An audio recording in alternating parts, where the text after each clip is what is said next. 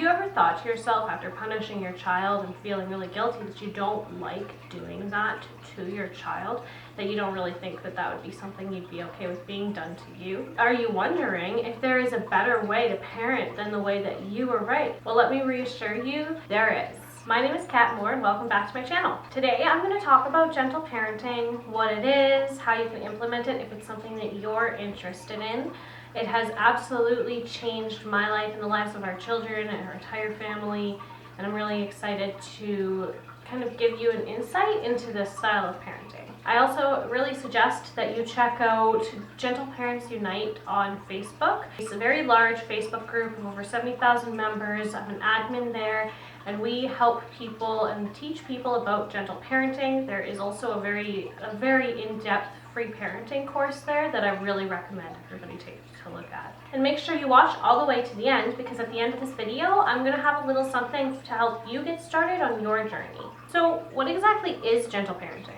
Basically, it's a relationship-based parenting style that focuses on the relationship between the parent and the child in order to collaborate and problem solve by working together to solve the problems that are happening in the family, as opposed to punishing the child for the parent's perception of them causing those problems. One of the primary ideas of gentle parenting is that we are not trying to control our children. We're not trying to tell them what they can't do, what they can do. We're not trying to control their behavior in any way. The goal is not control the child, but more to connect with the child. In society, it's actually viewed as bad to try to control any human being, unless they're a child. Then all of a sudden the general consensus is control your children, that you must get your children under control. They're not behaving. So this means that there's a different power structure at play in a gentle parenting relationship. A lot of people assume that if you're not having authority over the child, that means that the child is ruling the roost and has authority over everybody else in the house, and that's just not the case either. It's more of a power alongside type of structure, where instead of one person having the ultimate say over the other, they work together in order to come to a mutually beneficial solution. It also really helps because this teaches children how to be good problem solvers when they go out into the world. Like I mentioned before, there's no punishment in gentle parenting, but it's a little bit more than that. It's a lot deeper. Certain gentle parenting advocates will say that gentle parenting is an authoritative type of parenting where you hold authority with kindness. That's not the type of gentle parenting that I like to do or that I've personally learned or been taught. What we're looking at is a lot more of treating them like actual equal human beings, as opposed to someone that we have power over and that we're going to control, as I mentioned. The idea of coercing your child, giving them only the undesirable options, or basically kindly getting them to do what you want or expect of them, even that it's not the type of gentle that I want to be, at least, because I do not want my children to be raised being controlled. I don't want them to go out into the world letting people control them with kindness, especially because that's one of the most easiest and common forms of control of a person. Another really key thing is that all feelings are considered important and valid. So that means not just the happy, positive, excited and joyous and ever so chipper feelings that we expect children to show all the time, but that also includes things like anger, frustration, irritation with adults, which is something that adults really cannot stand, sadness. All of these things are still okay and still valid. So that's a big, huge part, is recognizing and becoming okay with those types of emotions, both within ourselves and with our children expressing them as well. So as a part of that, we see all behavior as communication. And this isn't just something that we see. This is what psychologists have supported, and so many studies, lots of things support the conclusion that behavior is communication, especially within children. I mean, the same holds true for adults as well. It's just that with children, they're less able to control their behavior. I'm going to be covering all of that in next week's video. It's going to be specifically on The concept of behavior is communication. So if that's something that's always puzzled you, just go ahead and click subscribe and that little bell so that you don't miss that one next week. So this concept of gentle parenting is not new. It's based on multiple studies that have been done over the years, as well as things like attachment theory that goes back as far as the 60s, I believe. There are multiple studies showing the harmful effects of yelling, of spanking, of shame. We all know that being controlled also can lead to being more able to be controlled. When we see these things, we think of them as things that when we see a partner doing them to someone, they're bad, but when we see them doing them to a kid, it's fine. And I don't like that idea at all. It's also based on a lot of new information about brain development, brain health, mental health, as well as emotional health. These are all things that we didn't really know much about before, and we still are parenting with the same paradigms that we had without any knowledge of mental health. Now that we know the things that affect people, we can parent more effectively, and that's what gentle parenting is all about. It's about making sure that we're not traumatizing our kids, but also giving them the tools that we weren't given in order to be more successful in their endeavors in the future. Some people will argue that this type of parenting will cause entitled little brats who are going to end up in jail because they think they can do whatever the hell they want. But I've seen that the opposite of that is actually what's true. The people who typically end up going to jail are people who were not given tools to manage situations in their lives, people who were abused or mistreated by their parents. I don't think I've ever seen a person who's known for a violent crime being gently parented. I'm not saying that it's impossible, but I haven't seen it, and I am very interested in true crime, and I do see a huge trend of not only abuse, but coercion and power over structures. And I've definitely noticed that when it comes to murderers or serial killers specifically, that it's usually abuse, and even in the cases where it's not abuse and they're like, oh, well, it's so surprising because they weren't abused, their parents were strict. And a lot of people don't realize that there are people out there that just cannot handle strict power structures. It just doesn't work in some people's brain. I would also argue that people who would say that don't really know statistics, and they don't know anybody who has been gently parented, or at least who talks about it and consciously has said, my parents never punished me. They don't realize that these things actually lead to a more caring type of person. My friend and colleague from Meaningful Ideas and from the Gentle Parents Unite Facebook page, Vivek Patel, he has raised his daughter this way from birth. She's 23 years old, I believe, and she is a caring and empathetic person who's able to hold her own boundaries. Unlike people who are parented in a traditional way, and like myself, she has always been accepted for being true to who she is and her feelings, and never had to shut that out. She was never conditioned to hide those parts of her.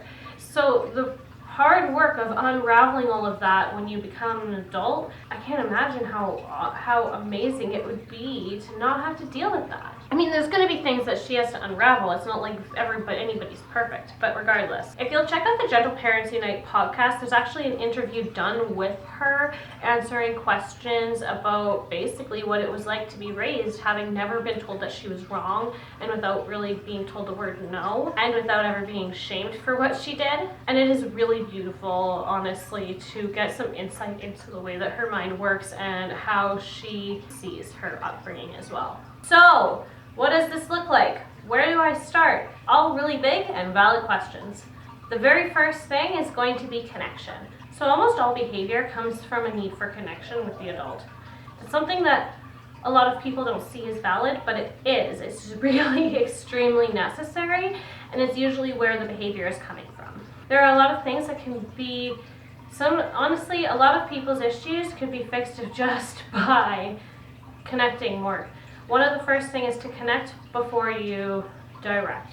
And that means if your child is watching TV and you've said to them over and over again, hello, you need to go do this or come here, that can get really frustrating. People are like, well, my child never listens to me when I tell them to do something. I know they can hear me, but they're not listening. So what you can do in this situation is honestly just walk over to your child. Before you ask them to do anything, Walk over to your child, sit down with them, ask them about what they're doing. If they're watching a show, oh, hey, what's going on? Oh, wow, that looks so cool. Hey, can you come get dressed real quick?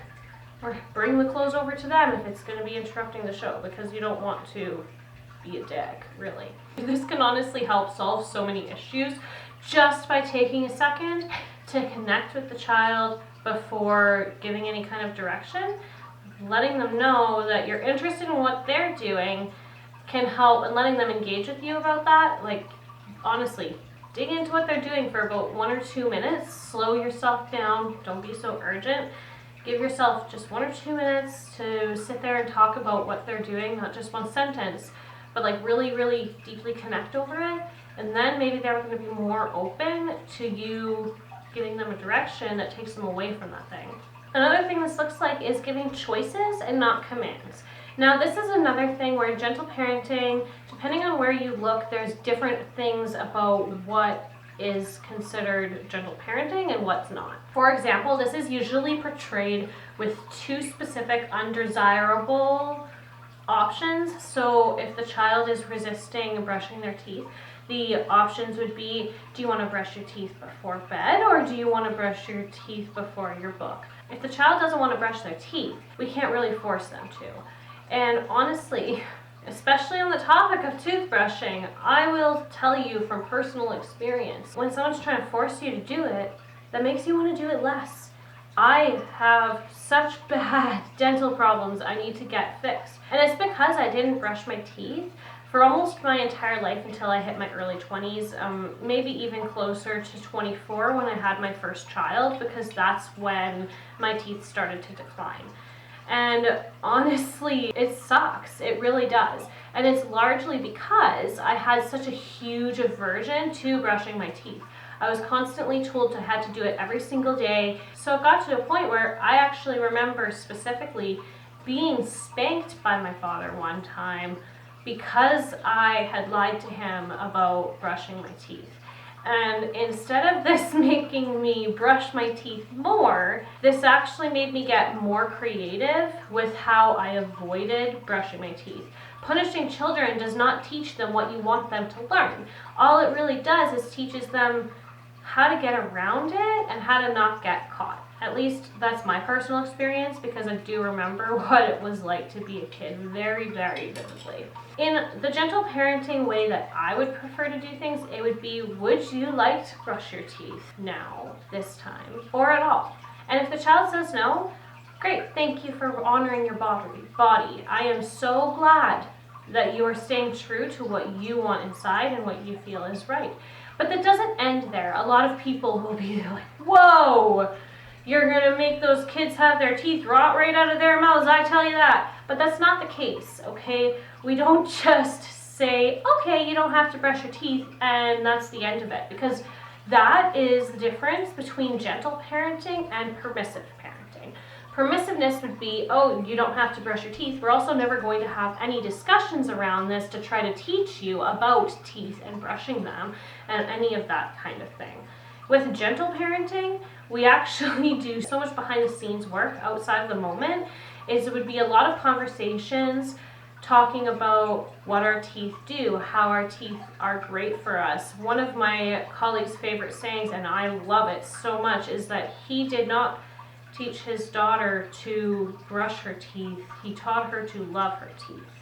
And if you're able to approach everything that way, then it might actually help almost any situation where the child doesn't want to do something. There's a lot of follow-up to it. It's not just don't brush your teeth. The lesson does not need to be taught right in that moment. Your child is going to be your child for years, and they are going to be learning every single day for years, especially when it comes to toothbrushing. If this is something that they're doing or that you're bringing up to them every single day, then you have so many opportunities to learn. This does not need to happen right now. You can take a breath and slow down. This one gets met with so much resistance, and that's because a lot of people don't take the time to slow down and really understand what it means. And that is that there are no hard limits or boundaries. We do not hold hard limits or boundaries with our children, either around ourselves or around them and the things that they do. Now, this doesn't mean that if my child's running out into the street that I'm not going to physically stop them. Honestly, if my friend was going to run out to the street, I would probably physically stop them too. I don't think that it's laying a boundary to stop someone from ending up dead. I just don't think that that counts in the scope of a boundary. However, at the same time, I don't want that to be the only way that I approach that situation. If it's a boundary, then that's something that you just hold every time, no matter what. Whereas if it's something that you're doing to protect somebody, then what you can do outside of that moment is problem solve to figure out ways to prevent that from even having to happen in the first place. Boundaries with children cause disconnection, and they do not meet needs. A lot of gentle parenting is meeting the needs of the children, regardless of what those needs are. So boundaries don't get those needs met. All they do is create a wall, at which is going to create a power struggle, which is going to create frustration and disconnection. And even if you empathize with them in that moment, they're not going to really feel like you care, because you're saying, oh yes, I know, I love you, and I can see why you're upset about that, but you can't have it anyway. And it's kind of insulting as a human being for someone to talk to you that way. It's also important to note that whatever we're trying to stop, we often perpetuate. So when it comes to laying down a boundary around something, like laying that boundary gives the option for that boundary to be crossed. So if there's no boundary there and no boundary can be crossed about that, then you can really work on that from a different perspective. So traditional parenting really focuses on meeting the learning needs as well as the physical needs of the child, but it doesn't really focus on the emotional needs.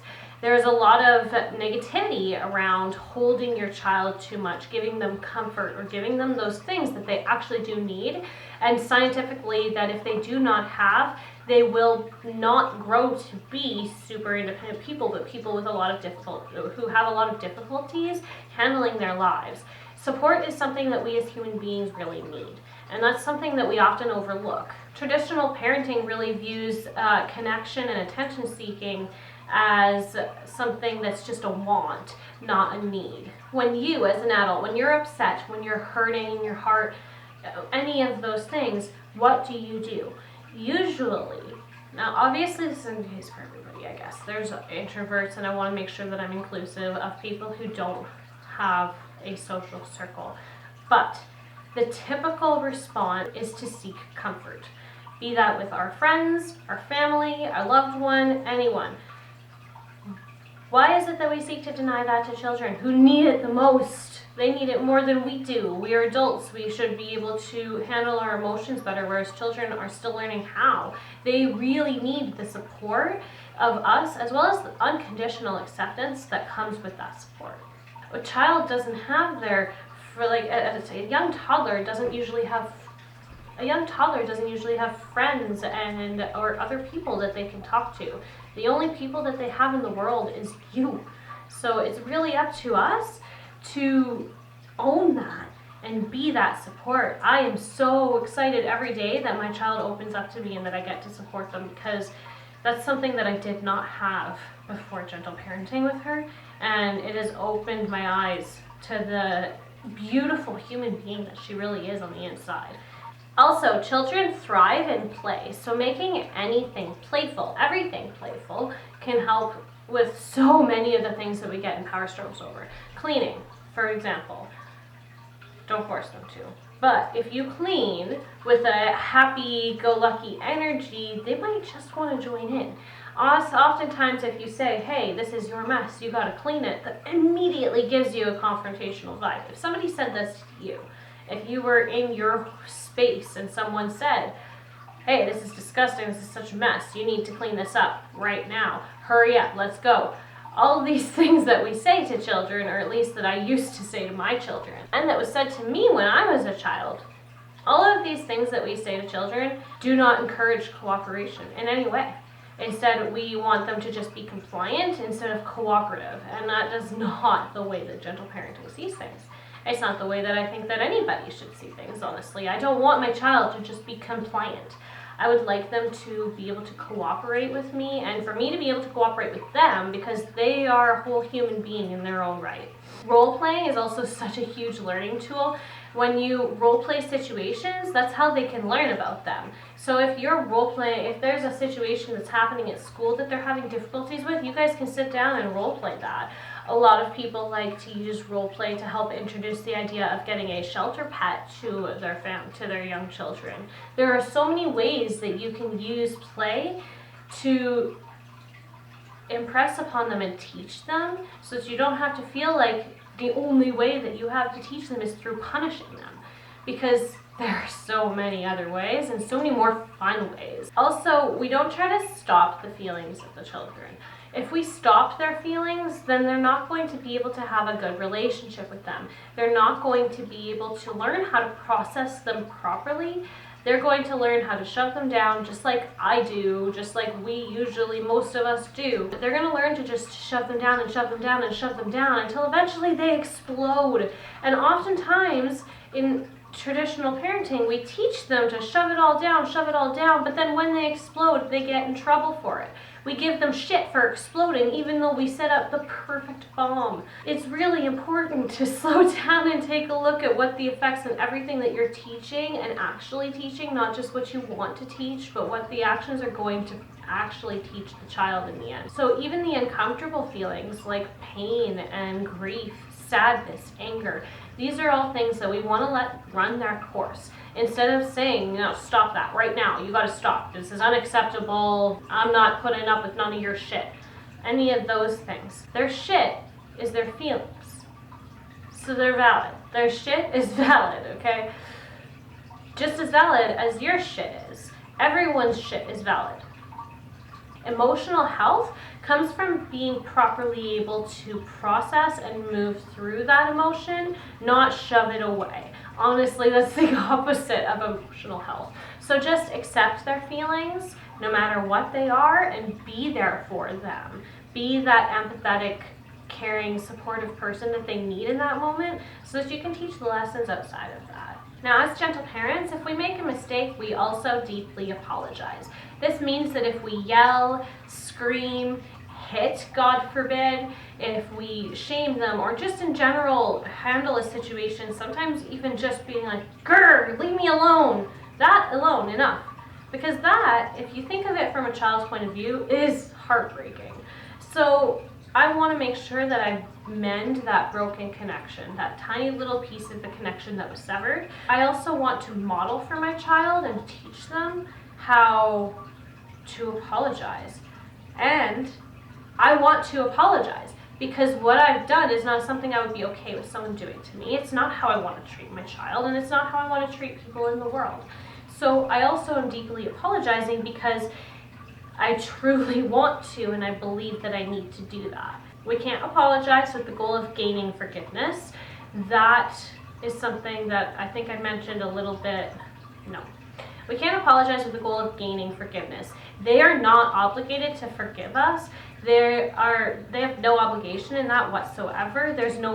They're part of a contract of you apologizing. When you apologize, just deeply from the heart, I'm sorry for what I did. You did not deserve that. I don't want to do that again. Here's what we might do next time. Let's move forward from this. You can also check in with them multiple times, because saying sorry doesn't make it all go away.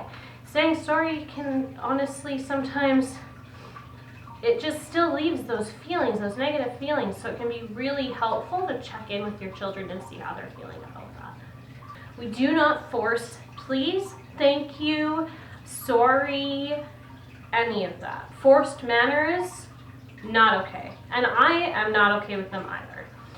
The reason for that is that when you're forcing a child to say please or thank you or sorry, they're not learning anything about the words please and thank you and sorry. All they are learning is that this is something that they need to say in order to get what they want. This is something that they need to say in order to achieve some kind of a goal. But that's not the purpose of please, thank you, and I'm sorry.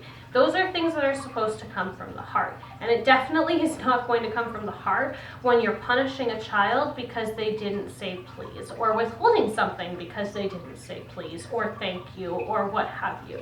A sorry is another big one. They're not obligated to say sorry. That's such a huge one. I cannot believe that people force this. But why would you want to hear a sorry from somebody who doesn't actually feel sorry, who's just saying it because they have to?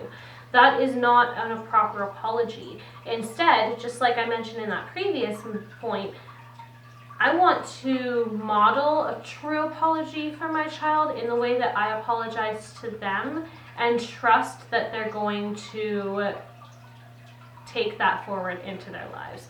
And that brings me on to my next point, and that's that gentle parents trust their children. So children often repeat or drill things into kids' heads that they already know because they really don't believe that their children has learned that lesson.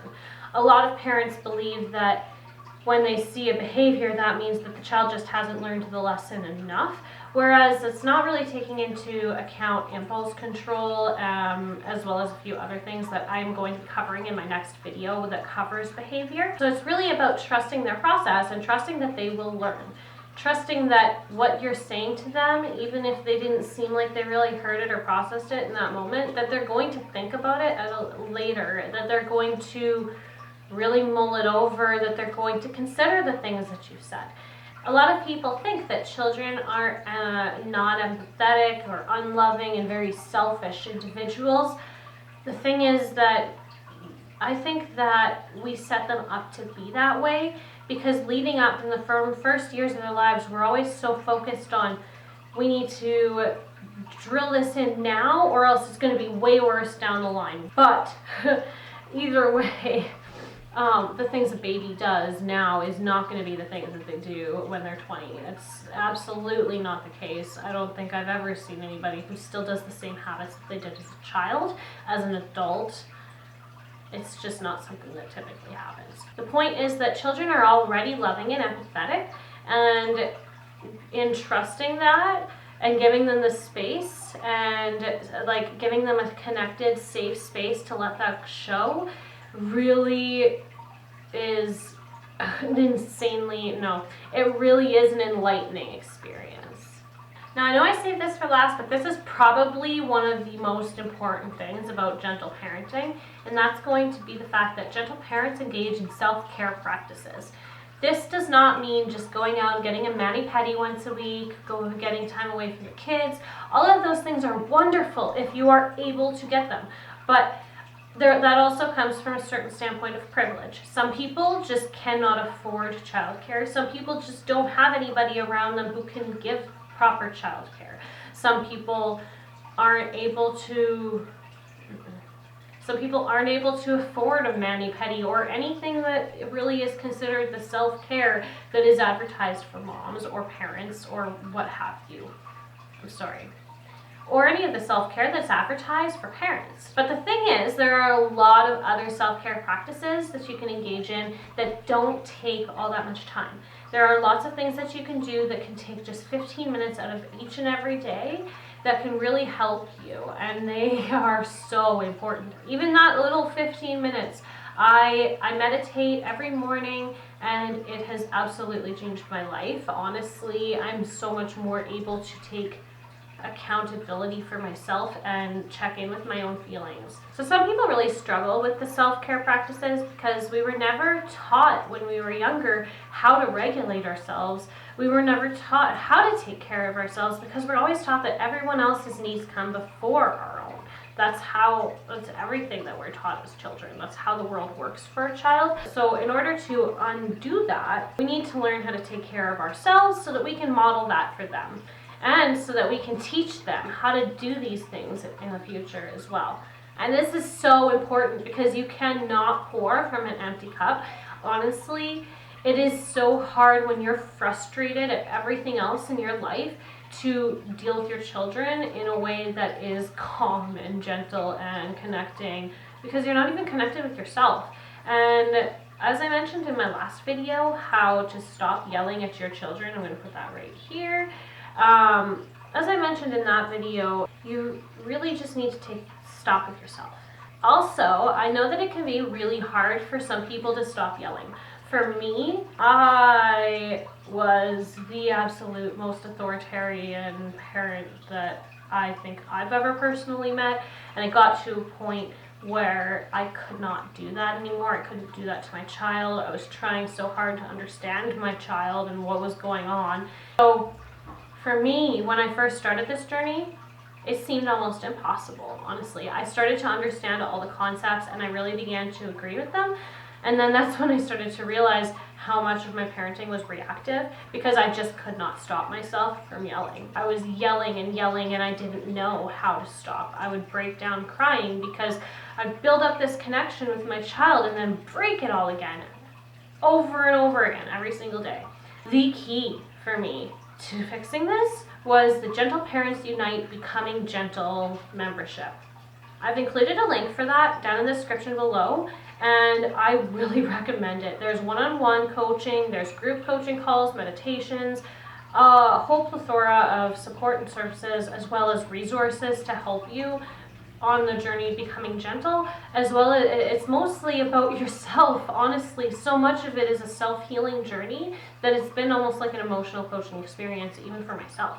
So this is, like I said, that link is going to be down below. So make sure you go and click that if you're having a hard time. And to get you started with your self-care, I've included a link below to my free downloadable self-check-in checklist, so that you can check in with yourself and know what to really ask yourself and how to check in with how you're feeling and begin those steps to the self-care that you need to do to feel okay with yourself. If you're struggling with yelling and you're not really sure how to stop, I do have a video right here that has 3 tips to help you. And if you're looking for more information on gentle parenting, subscribe to my channel because I'll have a new video coming out every Tuesday. And make sure that you click that bell so that you don't miss anything. See you next Tuesday!